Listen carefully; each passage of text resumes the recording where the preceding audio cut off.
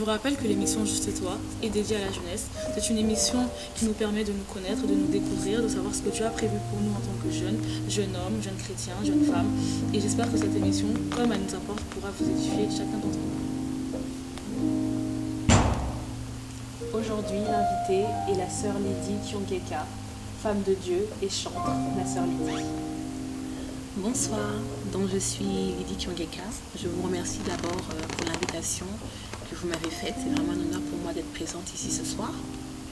Je suis donc servante de l'Éternel, mariée à Douglas Kiongeka, prédicateur de l'Évangile. Nous œuvrons dans une assemblée qui s'appelle CEP Résurrection à Maisons-Alfort, donc en France. Et voilà, je l'œuvre à côté de mon mari, à côté d'une belle équipe que le Seigneur nous a donnée. Et par la grâce de Dieu, on essaie de faire son travail afin que les âmes soient gagnées pour le royaume de Dieu.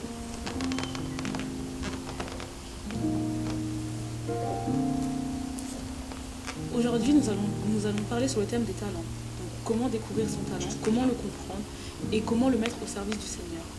Sœur Lydie, a-t-on tous été dotés de talents? Je pense que c'est une très bonne question parce que beaucoup de gens se demandent s'ils ont reçu quelque chose. Il faut savoir qu'un talent, à la base, à l'origine, la Bible nous parle du talent comme étant une mesure monétaire, d'accord, de l'argent. Et selon le dictionnaire, le talent est une capacité, en fait, une aptitude à pouvoir réaliser quelque chose. Ça peut être inné, acquis ou alors surnaturel. Nous, en tant qu'enfants de Dieu, c'est vrai que beaucoup de gens se posent la question à savoir est-ce qu'ils ont quelque chose de la part du Seigneur? Est-ce qu'ils ont des dons, des grâces de la part du Seigneur? Et j'aimerais dire que oui, on est tous dotés d'un talent parce que Dieu, tout homme est né avec quelque chose en lui. D'accord?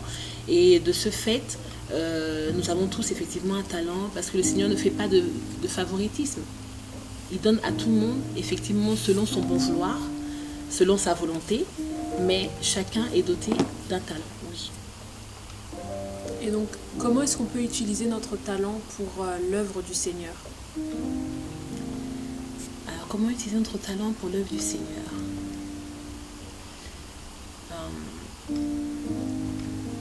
Je pense que, en tant qu'enfant de Dieu, tout ce qu'on a, on doit l'adapter à l'œuvre de Dieu, au Seigneur.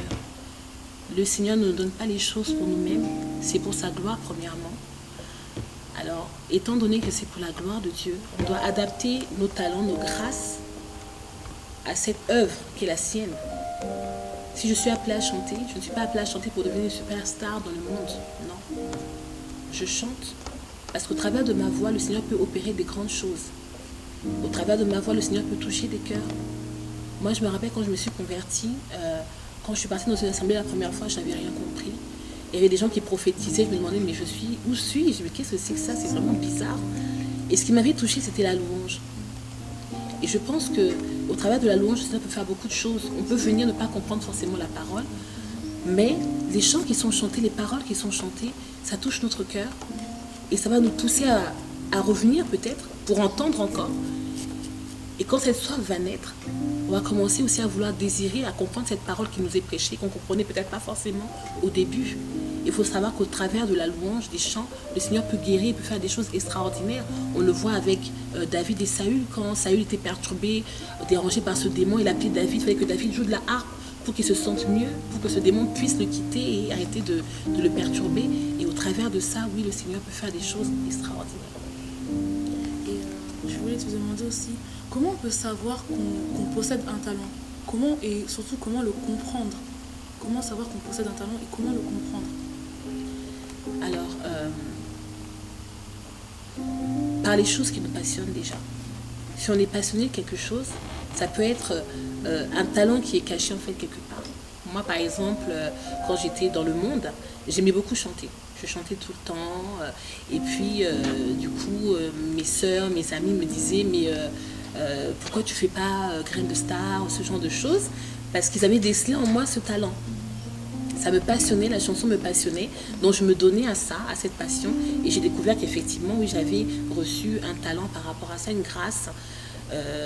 Voilà, donc par les autres aussi, effectivement, puisque les autres sont là pour juger un petit peu, quelque part.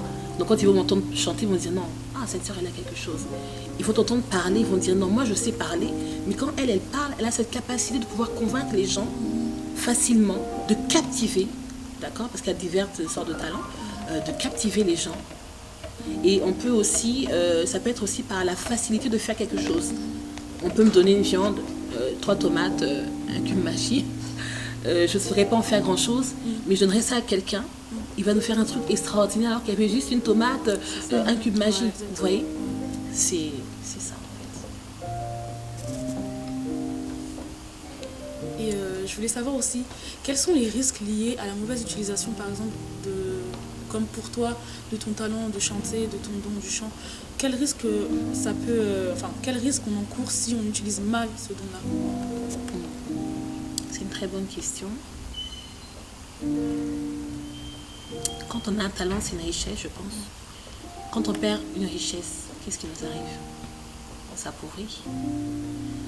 Je pense que quand on utilise mal le talent que Dieu nous a donné, on s'appauvrit et on appauvrit aussi les autres.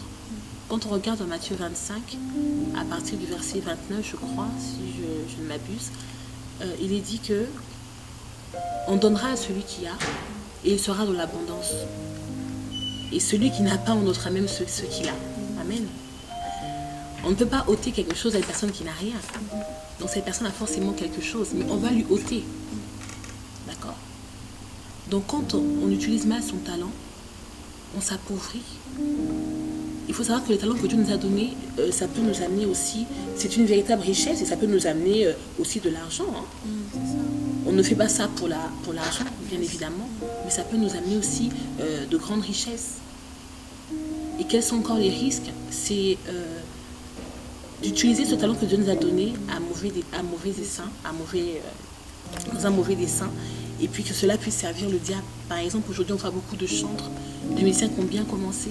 Quand ils chantaient, on était touchés, on pleurait, on confessait nos péchés. Et puis au jour d'aujourd'hui, parce qu'ils ont eu un autre objectif, une autre vision, et bien ils se sont détournés à cause de leur talent, parce qu'on leur a peut-être un peu trop complimenté, parce qu'ils voyaient maintenant les choses différemment, parce que maintenant les gens du monde les sollicitaient. Et bien au lieu de continuer à faire ce qu'ils devaient faire, être des adorateurs du Seigneur, servir le Seigneur, ils sont devenus des musiciens profanes. Voilà ce qui peut nous arriver quand on utilise mal notre talent, c'est se dévier carrément de la volonté de Dieu, se dévier plutôt de la volonté de Dieu et de ce que Dieu attendait de nous dès le départ. Et est-ce que tu pourrais juste nous faire un court témoignage de ton parcours, en fait, de ton parcours de quand tu t'es converti, quand tu as trouvé ton appel, quand tu as trouvé ton talent et quand tu as commencé à servir le Seigneur avec cette voix? D'accord. Alors moi je me suis convertie, j'avais une vingtaine d'années.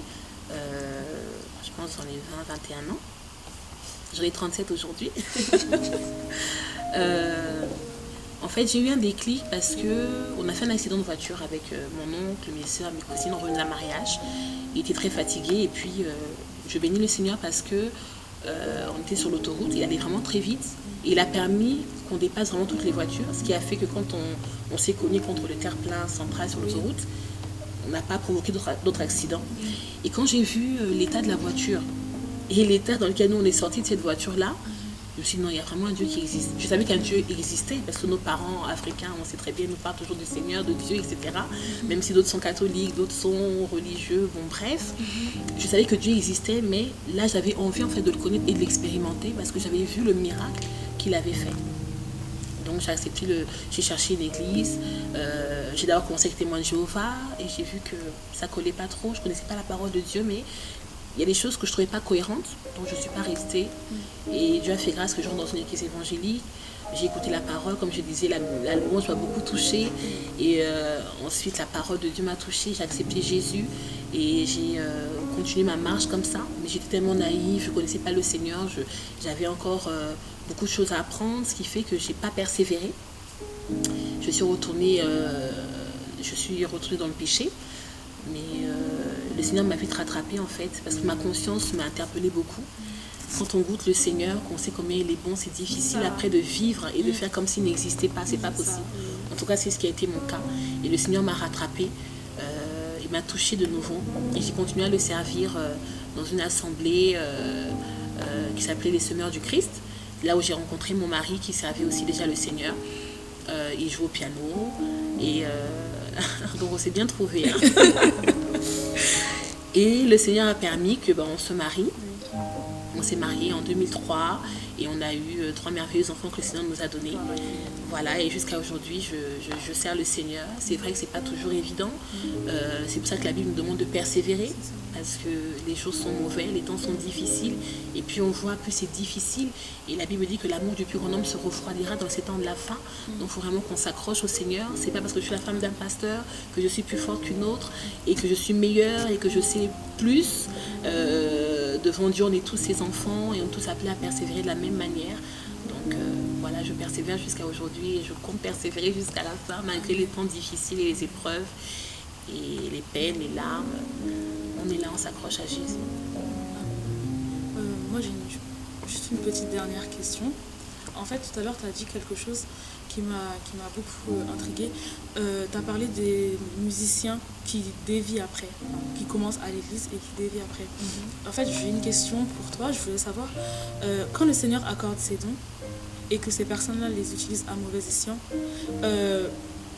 je vais pas dire pourquoi, mais en fait, moi, ça m'a toujours interpellée de savoir pourquoi, par exemple, quelqu'un qui chante, c'est bien, c'est Dieu qui a accordé cette voix.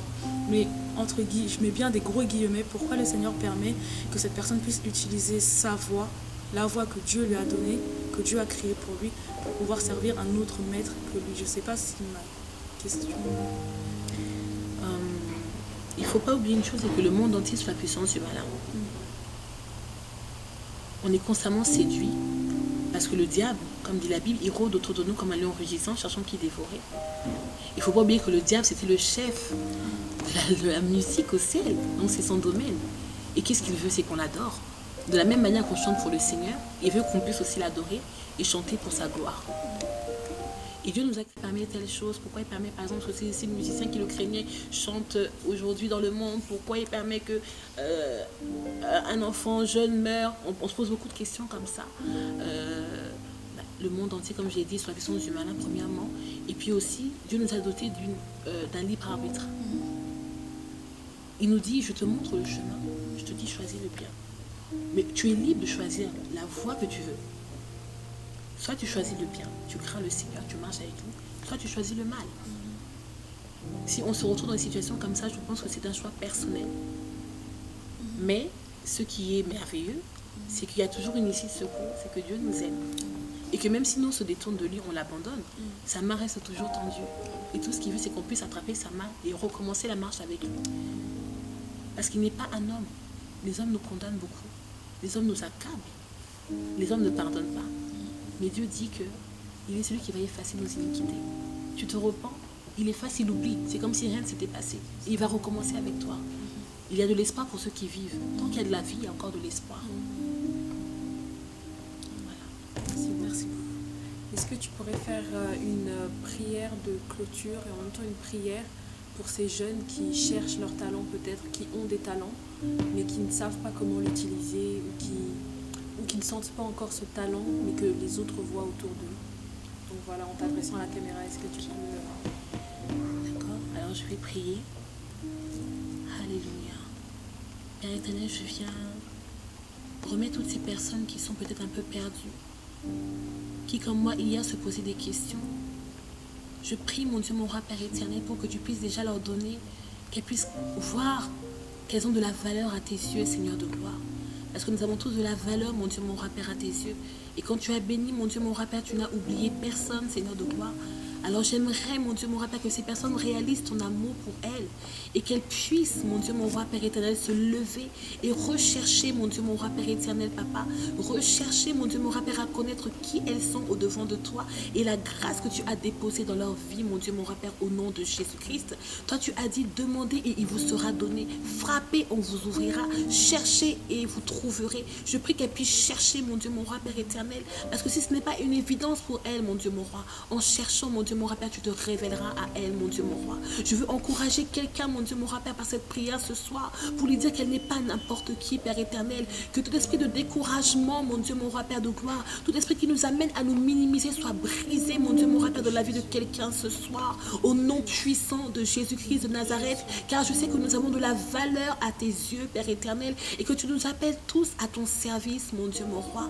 Alors, Seigneur, que ta grâce se déverse encore, mon Dieu, mon roi, Papa, sur cette jeunesse, mon Dieu, mon roi, Père, qui te cherche et que le malin veut récupérer, Seigneur de gloire. Je prie vraiment, mon Dieu, mon roi, Père, que tu fasses naître en elle cette soif de toi, Père éternel. Et en ayant cette soif de toi, mon Dieu, mon roi, Papa, elles vont découvrir, mon Dieu, mon roi, Père, ce que tu as déposé en eux, Seigneur de gloire. Et je réclame une jeunesse de feu, une jeunesse fougueuse, mon Dieu, mon roi, Père, pour toi, au nom puissant de Jésus-Christ de Nazareth.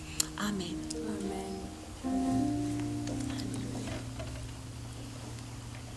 Alors, tu nous as beaucoup parlé du chant, tu as dit que tu chantais, que tu aimais chanter. Et on voulait te demander si c'était possible que tu puisses nous interpréter un chant. D'accord. Je vais vous interpréter un chant qui s'intitule « Il est assis ».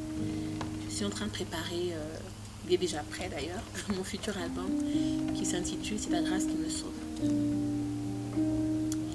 Et je vais donc interpréter un chant de cet album qui sera très bientôt dans les bacs. Et j'espère vraiment qu'il va bénir et toucher le cœur de beaucoup. Au nom de Jésus.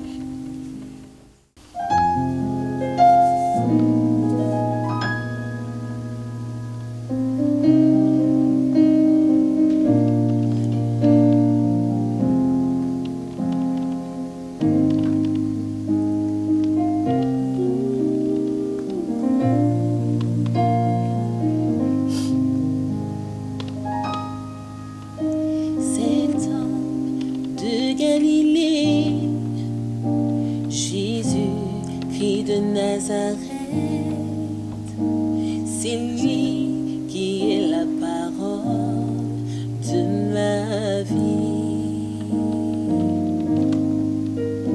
Il dit un seul mot et moi j'ai la victoire dans mon inquiétude.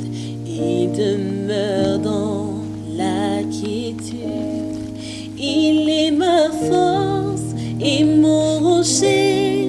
Sur lui j'ai fondé ma vie.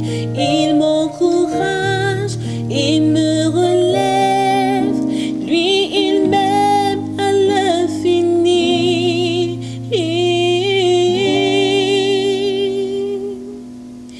Il est assis sur son trône, il règne. Il est assis sur son trône. Il est assis sur son trône, il règne. Il est assis sur son trône. Il est assis.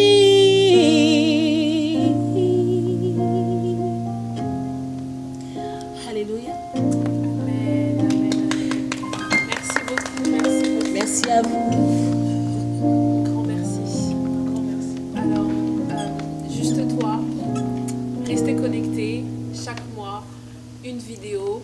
Vous pouvez aussi nous envoyer des messages sur la page Juste Toi Facebook et aussi sur justetoi21@gmail.com. Des requêtes, des questions. Nous sommes là, restez connectés. Une vidéo par mois. Beaucoup de choses qui vous attendent. Soyez bénis.